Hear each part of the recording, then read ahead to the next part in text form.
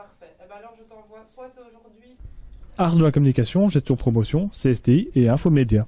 2 ans après le début de vos études en communication, vous devez choisir une de ces 4 orientations. Une orientation qui déterminera les grandes lignes de votre avenir professionnel. Un choix décisif donc, par lequel les anciens ont tous dû passer. Parmi eux, ces 4 professionnels ont accepté de nous partager leur expérience, chacun pour une option différente. Voilà quelques années déjà que Christophe Mavoulis a entamé sa carrière dans les arts de la communication. Aujourd'hui, il travaille à Mefamo, une SBL dont il est lui-même l'un des fondateurs.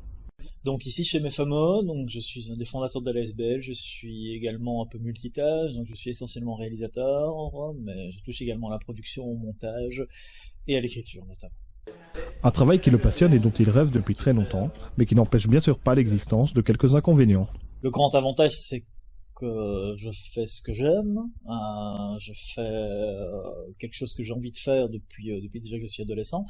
L'inconvénient, c'est que le secteur audiovisuel n'est pas un secteur facile, c'est un secteur où il y a beaucoup d'incertitudes, beaucoup de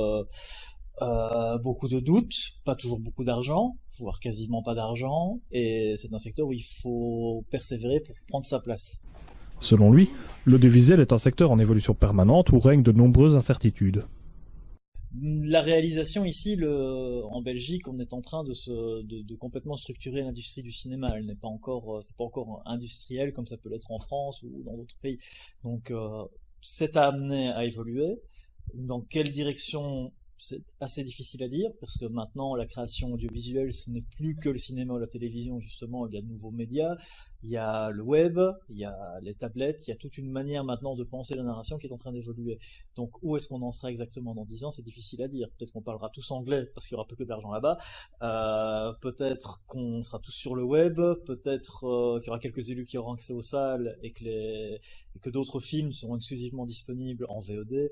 C'est difficile à dire, en tout cas. Mais ça évolue, et donc la chance qu'on a pour le moment, c'est de pouvoir continuer à bâtir des choses. Parce que justement, tout n'est pas encore écrit pour nous, donc on peut créer.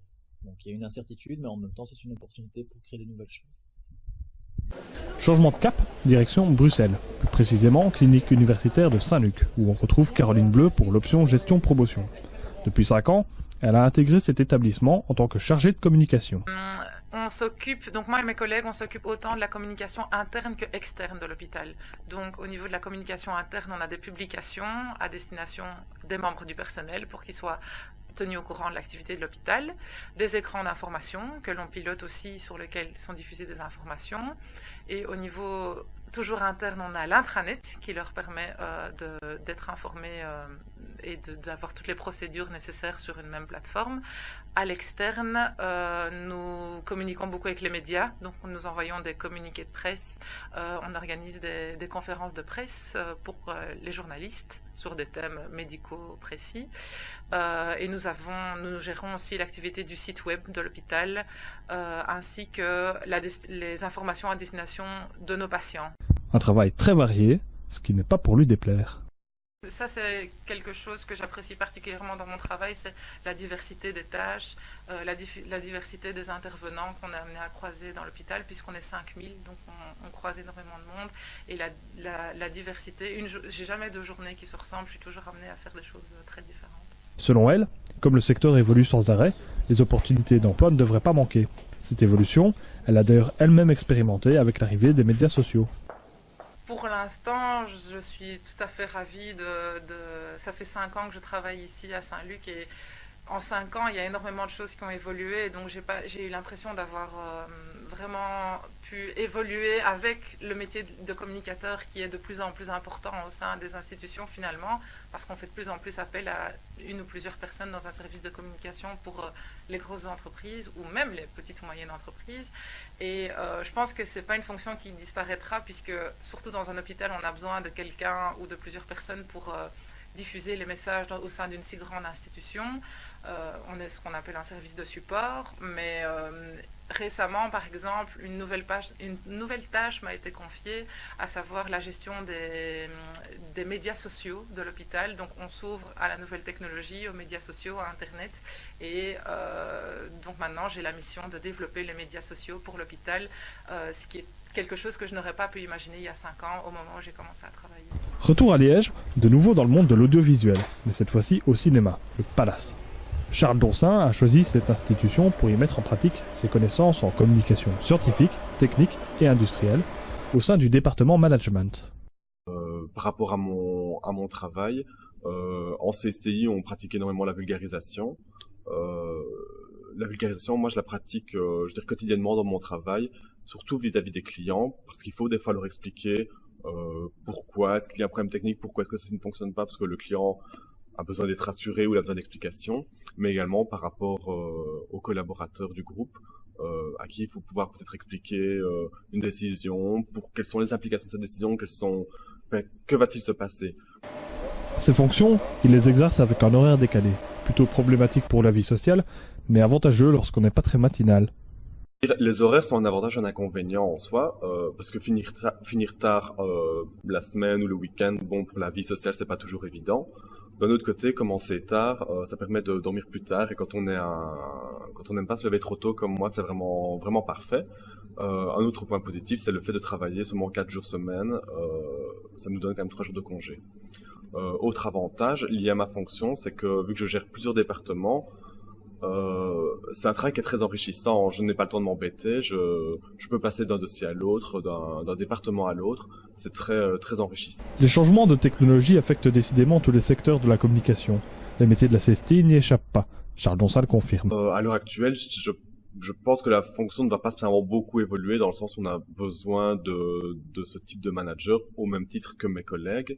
D'un autre côté, le cinéma est en pleine mutation. Le passage au numérique est effectif dans tout le groupe Kinépolis, par exemple. Ça veut dire que d'un point de vue projectionniste, il y a des changements qui doivent être adaptés par rapport également aux produits, aux services que l'on rend aux clients. Donc il y a beaucoup en fait de people management, va-t-on dire, pour que les décisions à prendre passent le mieux possible, qu'elles aient le moins de conséquences possible. Horaire décalé encore pour le dernier de ces professionnels. C'est tôt le matin que nous avons pu rencontrer Fabien Magri dans les locaux de Vivacité. Ce dernier a rejoint l'équipe de rédaction il y a de nombreuses années et occupe actuellement le poste de journaliste d'antenne. Moi, mon travail, chaque matin, c'est de récupérer la matière, les interviews qui ont été réalisées la veille et de les mettre en musique de façon à construire, élaborer des journaux que je présente le matin dans notre émission matinale sur Vivacité sur le 90.5. Au final, on n'entend à l'antenne que quelques minutes, parfois quelques secondes, mais derrière, il y a un énorme travail en amont avec ses avantages et ses inconvénients. Alors, l'avantage principal, c'est qu'il n'y a aucune journée qui ressemble à une autre.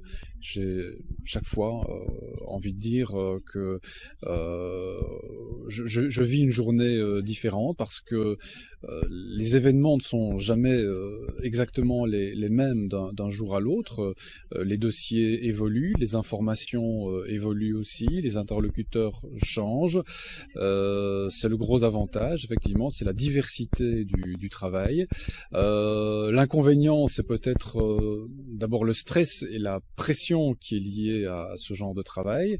D'abord parce que nous avons une responsabilité par rapport aux auditeurs qui sont, permettez-moi l'expression, des consommateurs d'informations, mais ils ont le droit d'attendre de la RTBF des informations rigoureuses, claires, recoupées, vérifiées, et nous avons de notre côté conscience de cette responsabilité. D'après lui, l'avenir de la profession est encore fort lié aux technologies, un sentiment partagé par tout le monde.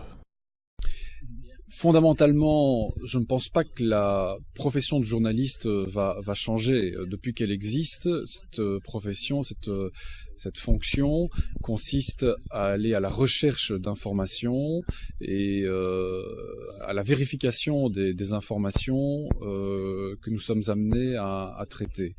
Ce que je pense, c'est que la technologie va beaucoup influencer le travail. Et la façon dont le métier va évoluer, je crois, va être fort lié aux évolutions technologiques. Je pense notamment à Internet. Des conseils, on en a tous besoin. Mais pour ce genre de décision, le mieux reste encore ceux des professionnels.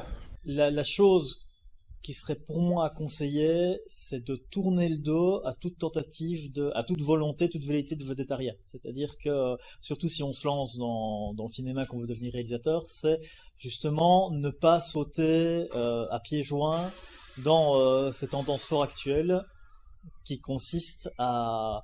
Donc ne pas sauter à pieds joints dans ces tendances fort actuelles qui consistent à vouloir être mis en avant sur tout, atteindre sa notoriété rapidement, devenir vite quelqu'un, entre guillemets. C'est pas ça, c'est pas comme ça que ça fonctionne. En tout cas, c'est pas moi comme ça que je le conçois, et je pense que c'est pas du tout un modèle très sain. Mais l'idée est justement au contraire de s'accrocher. Je ne pense pas que le choix d'une option soit crucial par rapport à toute une carrière professionnelle. Je pense qu'avant tout, il faut fonctionner par affinité. Donc, il faut suivre un petit peu ce que l'étudiant doit suivre, ce que son cœur lui dit. S'il a envie de rédiger, de devenir journaliste, qu'il se lance là-dedans. Il aura toujours l'occasion plus tard de réorienter sa recherche d'emploi en fonction des secteurs avec lesquels il a plus d'affinité. Moi, mon plus grand conseil, ce serait de continuer à se former. Le diplôme de communication est un diplôme très généralisant. Pouvoir ajouter des cordes à son arc à travers une formation supplémentaire. Moi, par exemple, j'avais suivi Facility Management à la haute école, mais également des formations en langue. Je pense que le néerlandais est vraiment essentiel en Belgique, de plus que l'anglais au niveau international. Je pense qu'une troisième langue n'est pas à exclure. Donc voilà, je dirais en tout cas la formation continue à se former, continue à apprendre sur de nouvelles choses, parce qu'on peut très vite être dépassé. Et trouver un job n'est pas toujours évident. Maintenant, je pense que quand on veut travailler, on peut. Il faut vraiment savoir persévérer et se motiver. C'est pas toujours évident, mais je pense que c'est essentiel. Eh bien, qu'il se lance d'abord, parce que on dit effectivement que c'est un métier difficile. Pas seulement à cause de la fonction elle-même, mais parce que on n'engage pas beaucoup, c'est une réalité. Mais il y a quasiment 20 ans, lorsque j'ai commencé, on disait la même chose, qu'on n'engageait pas. Or, depuis lors, on a toujours continué à engager des journalistes. Le principal conseil que je peux donner, c'est faites-vous connaître. Les employeurs ne viendront pas vous chercher s'ils ne vous connaissent pas. Donc n'attendez pas la fin de vos études avant de postuler, proposez des collaborations. Il y a toujours des journaux, des radios, des sites d'information sur Internet qui sont prêts à accueillir des jeunes qui en veulent. Pour des premières expériences professionnelles d'ailleurs, je crois que ce sont des écoles absolument formidables pour éventuellement postuler dans des plus grosses maisons comme la RTBF ou comme dans d'autres boîtes privées du même niveau. Bien sûr, tout n'est pas dit dans ce reportage. Alors pour en apprendre plus et pour être sûr de ce que vous voulez, une rencontre avec ces 4 professionnels est prévue le 15 mai à 15h40 au Grand Amphi. Alors soyez nombreux.